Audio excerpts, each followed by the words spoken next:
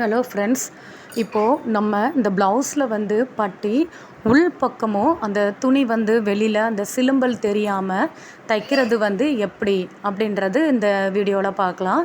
First எப்போதுமே நம்ம பட்டி எப்படி நம்ம நார்மலாக தைப்போம் அதே மாதிரி தான் அந்த ஜாயின் பண்ணி லைனிங் கிளாத்தோடு எடுத்து வச்சுக்கோங்க.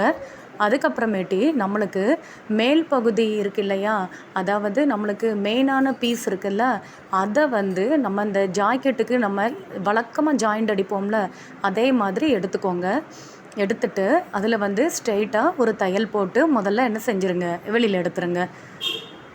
லைட்டாக அந்த டாட் பிடிக்கும் போது அந்த இதை லைட்டாக மடக்கி விட்டுட்டு அடிச்சிங்கன்னா அந்த கப்பு வந்து நல்லாயிருக்கும். இப்போது ஒரு தையல் போட்டு எடுத்தாச்சு. அதுக்கப்புறம் என்ன பண்ணணும் அப்படின்னா, நம்மளுக்கு இப்படி துணி வந்து நீட்ட வாக்கில் இருக்கும்.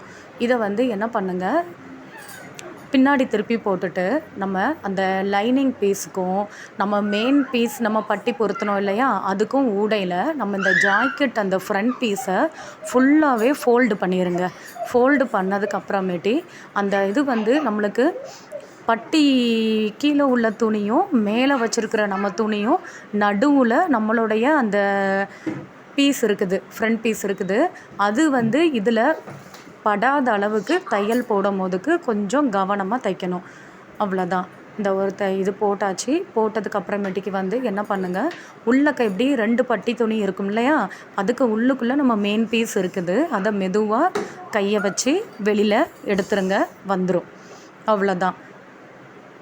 இப்போ பார்த்தீங்க அப்படின்னா நம்மளுக்கு முன்பாகத்துலேயும் அந்த உள்ள அந்த இன்சைடுமே நம்மளுக்கு அந்த பட்டி பொருத்தின இது வந்து வெளியில் தெரியாது, நல்லாயிருக்கும். தையல் வந்து திருப்ப நம்மளுக்கு தேவை அப்படின்னா வெளியில் வேணால் நம்ம இன்னொரு ஸ்டிச் போட்டுக்கலாம். இப்போ பார்த்தீங்களா, உள்ளேயும் நீட்டாக இருக்குது, வெளியிலேயும் நீட்டாக இருக்குது. ஓகே.